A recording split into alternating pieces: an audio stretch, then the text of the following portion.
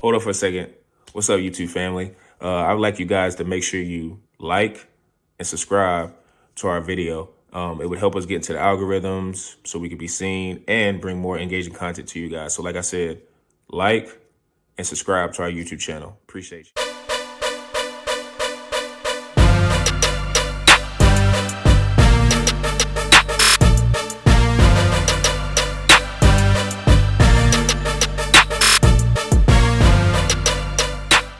Welcome to another edition of Tyson Talks, episode 2. I got to be honest, this is an impromptu episode. I kind of had some things I wanted to talk to in regards to the NFL, and I will do that at a later date this week. But I had to get on here and give my thoughts on this. It's not even a blockbuster. Like, those are overused terms, like blockbuster, uh, biggest trade of all time, somewhere in that, I guess, happy medium, you could say. But this Luka Doncic's, and I'm just messing with his last name, Luka Doncic trade from the Mavericks to the Lakers for Anthony Davis and spare parts is truly unbelievable. So I'm gonna dive into what my first reaction was and just go from. So, like I was saying, last night, obviously it's a Saturday night for everyone, and on the weekend most people go out, right? Most people are, enjoying a beverage or two, maybe going to a friend's house, doing whatever. And be that as it may, I happen to be out, right? And, I like to enjoy myself sometimes. And, I guess I would say cut loose a little bit more on Saturdays. Historically, back in the day, I used to go out on Fridays and Saturdays. I really just enjoy Saturdays now. That's a side note. I just, after the work day on Friday, I kind of just want to chill.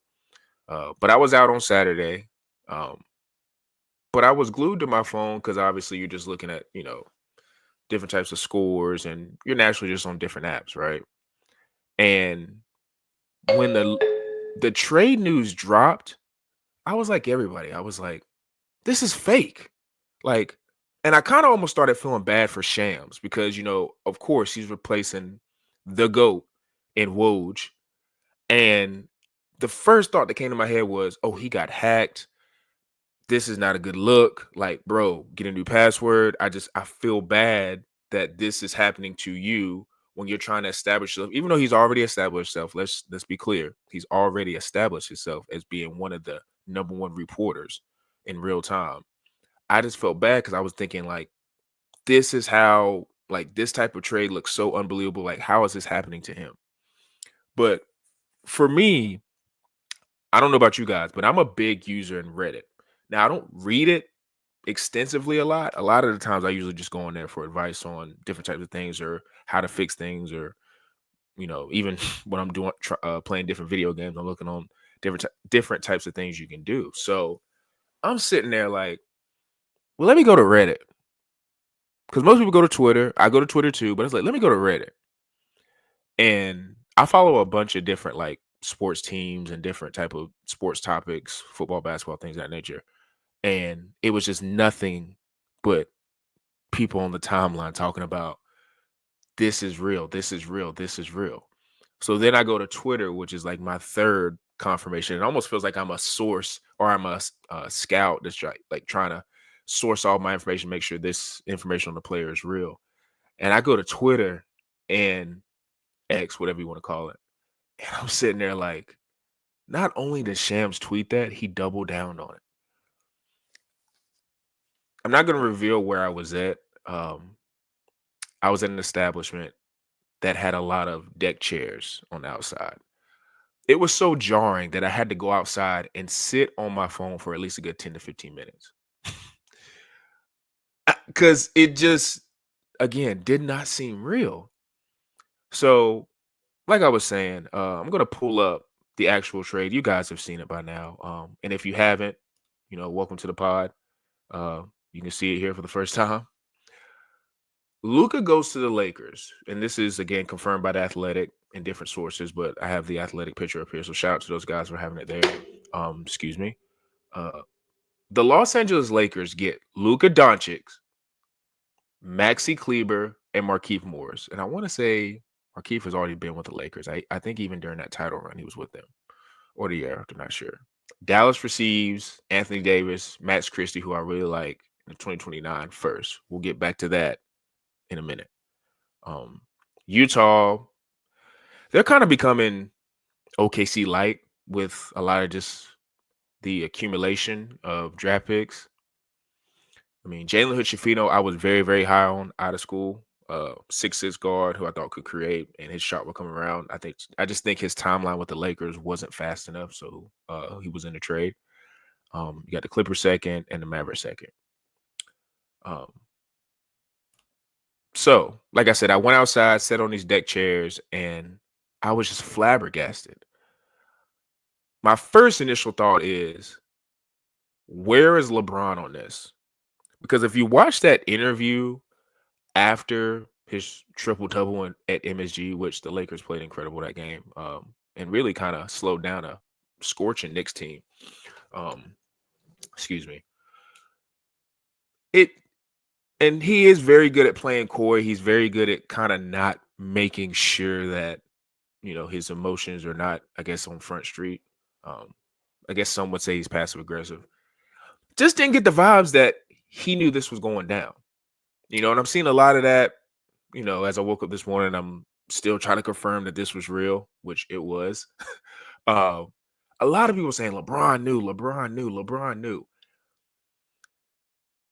Now, full disclosure, I will say, as a LeBron fan, because I'm a massive LeBron fan, I will give credence to people who say, "Hey, LeBron, legit, GM, LeBron knows everything. LeBron crafted Kyrie, and was doing all that stuff with him and Cleveland, making sure he stayed there. And LeBron crafted when Anthony Davis came, and LeBron crafted when Russell Westbrook came, which kind of bit him in the butt. But I will say that is true. All that is true. I will say in all those situations, though, LeBron wasn't tied like he is tied to Anthony Davis as a as Anthony Davis being a clutch client. And I'm fumbling over all of that, but follow me. I don't think in any of those situations that I can recall, and maybe you guys, if you're watching this video, you can write in the comments, where LeBron had the relationship that he has with Anthony Davis, that he had with Kyrie, and that he had with Russell. Like I said, they're both signed to Clutch Sports, which is Rich Paul's, which is his agency.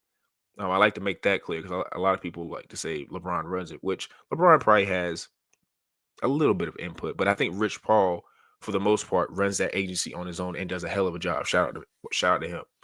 But their relationship was different. So to me, I don't know if LeBron let's just say if Rob Pelinka came by and told him, was like, "Hey, before we do this, this is what we're thinking." I don't know if LeBron signs off on that because, like I said, the team is rolling right now. Their main focus, in his words and AD's words, were, we need a center.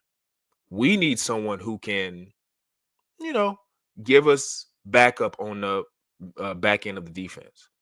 And also someone that can spell AD when he's playing a 4 or 5, whatever. So that was their main focus, to me, at least reading the tea leaves and when they were talking about it during a lot of their post games. So for this to go down like it did, especially at the time of night, because I want to say it was like 12 something. I mean, 12, 12:30, 1 o'clock. I mean, I'm on the East Coast, so it was around that time. Could have been earlier for people that are Midwest or on the West Coast, respectively. But for this to go down like this, I really don't think he had any input. So pushing that to the side, my theory on that. Overall, and let me pull this back up. If I'm looking at just this trade in general, what are you doing if you're the Dallas Mavericks? It's either one or two things. Three things. Let me go through them. One, ownership made the call. I know they got a new ownership group. I know Mark Cuban is still kind of involved, but not really. I don't know. That's a weird situation, especially with Mark saying he was going to be part of the franchise still and still having input in talks. with ownership daily, and this trade happens. That's one. Two, the GM really just likes defense and saw Luka's work ethic and was just like, I'm good. If you guys are, let me take this down again. If you guys have been a watcher of the other podcast that I'm on, the Pick and Downs podcast, after that game 4, I want to say, I think it was game 4 in Dallas. After that game, when Luka, was playing a hell of a game, and let's be mindful he was injured a little bit, but playing a heck of a game. But in those last couple of minutes where he was, let's just say, playing uncontrollably, not really being in, lack of a better word, in control of his emotions. I think he tried to get a charge call. It was a bad flop by him. And, he just had a moment there. And I was very, very, very tough on Luka in that moment because I was like, look, man, I know you're 25. I know you're a guy who is looked at as an all-time great or trending towards being an all-time great, but I'm going to need more from you as a leader. You can't put yourself in that position of where, and I want to say he fouled out with your teammates battling, and you do a questionable charge, which in his head, he knows probably wasn't the best defensive spot he could have been in. And while you do that, you get it called on you, and then you look at the bench to challenge it when you should have never put yourself in that position. And there was a lot of things with Luka that I've had issue with throughout the season. I think he whines too much. I think he complains a lot. And bear in mind, I do understand all stars do it. I just think Luka's level of complaining and being irritated on every call is quite annoying for someone who is as great as he is, right? So I was strictly looking at it from a aspect of on the court, right? Now there always been rumors about Luka's weight and him not being the most fit, but you know, let's just take it away from basketball and a lot of things in life. If you're excellent or elite at any job that you do, people are going to excuse a lot of things that some may see as being you need to correct it or get right or make it, better than what you could make it. If you're still giving off elite production, it don't matter, right? So again, there's been rumors about him not coming in camp in shape, or when he gets to camp, he's in shape, but then it just kind of decreases as he goes throughout the season, and hence why he gets injured a lot. Uh, that beside the point. That out of the two reasons, let me get to my third reason. I think the third reason could be just new GM, or not new GM, but just new owner syndrome. It's kind of repetitive of what the first point was, but like new owner syndrome where you just want to make a splash and you don't want to pay him 345, because that was what they were going to have to pay him as a supermax coming up in I think a year and a half or a year. Like I see you guys in the comment can check me, but um, to me, I tend to want to go to maybe they just saw his work ethic and were just like, we're good. And on the other side, you look at the Lakers and it's like they have their star, 31-year-old star, 32-year-old star, Anthony Davis, not sure on his age, should probably know that. Just make sure Anthony Davis. But the Lakers and their star, yeah, he's 31. I was right the first time. I always trust yourself. But anyways, they kind of had some concerns with Anthony Davis and saying like, hey, he's playing great this past year. He's playing great this year. He's had some nicks and bruises this year. Like I think he was out for an abdominal strain. But, you know, I know Twitter, X, Instagram, whatever app, people are always hard on Anthony Davis, but he is a perennial all-star. He's a perennial all-NBA. And honestly, I know Wembanyama is probably going to end up winning Defensive Player of the Year just because his sheer numbers are insane. But Anthony Davis deserves a lot of consideration. He's a 6'10", 6'11" center, power forward with an insane wingspan and affects, even when he's not blocking shots, he's affecting shots. That's just how good he is. So the Lakers are looking at it like, hey, he's delivered for us. He delivered for us in 2020, him and LeBron. But he's aging. And as you get older, injuries happen more frequently. Now, with him, it's happened a pretty good amount post the 2020 championship during COVID.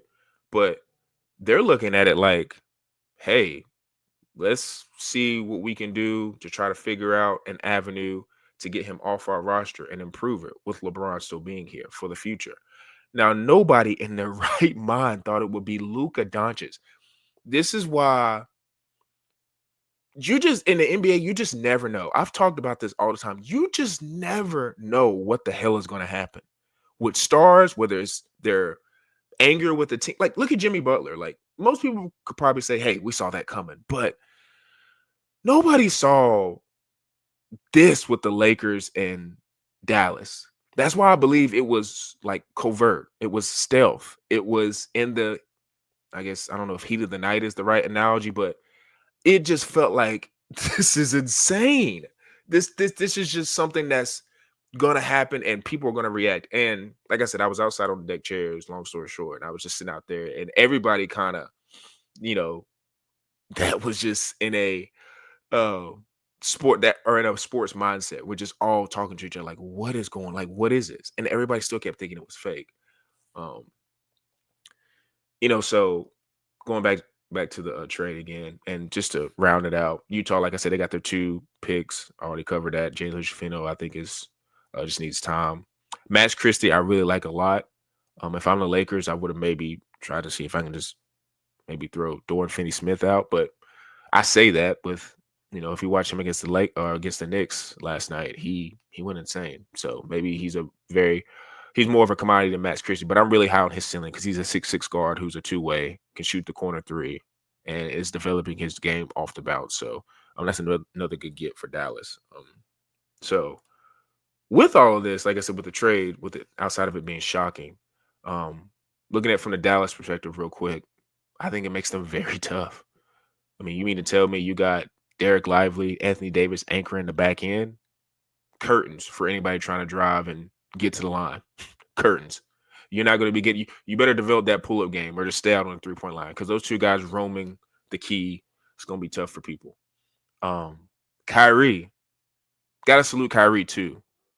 Luka's been hurt for most of this year, and Kyrie has picked up the slack for sure. But that's just expected. I'm very high on Kyrie. I think he's one of the 2 to 3 most talented guards we've ever seen. He just does everything you want in a guard. And I continue to believe if he was 6'6", 6'5", he would have way more than one ring, but that's beside the point. And you're going to have your other pieces that are with Dallas that are going to contribute to that lineup. But just looking at those 3 key pieces, I think it sets them up really well in the West. Now, it's going to take an accumulation or acclimation period, if I can speak, an acclimation period for both teams. But I think primarily for Dallas, because you do have a guy who's basically been the number 2 option, which I don't know. I mean, I think on this team, Kyrie has experience with LeBron being a better player than him, as being the number 2 option. So maybe he assumes that. But we are still talking about Kyrie, and I think he is very big on this is my team. You're coming into my situation. You need to figure this out and play alongside me. So I guess they'll have to figure that out. But in terms of the Lakers, not only did you get a 25-year-old megastar, superstar, whatever you want to quantify it as, you still got LeBron James, who, again, like I said, at Madison Square Garden last night, had a triple-double. Like, this is just not, and I know people who follow LeBron know that he's not getting a triple-double every night. He's not doing these spectacular things every night. But if you just had to put a percentage on it, 80 to 85% of the time he's on the floor playing a game, he's giving you numbers that are in that vein. So to me, those are 2 superstars still. Like, people want to put LeBron, maybe he's outside the top 10, top 15. That's fine. I don't believe that. I still think in any given game, he's a top 10 player. But besides that, you got 2 guys who are superstars. One that's not even entering his prime in Luka, and one that's on the tail end of his prime in LeBron, right?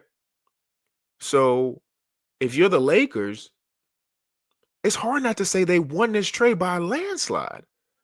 Now, a lot of people who are maybe Mad fans or who are people around the NBA circles who have way more access and information than me will say, oh, there are rumors going around that Luka is hovering around 260, 270. Or there's rumors going around that he's not taking rehab seriously. So who knows when you're going to get him back this season?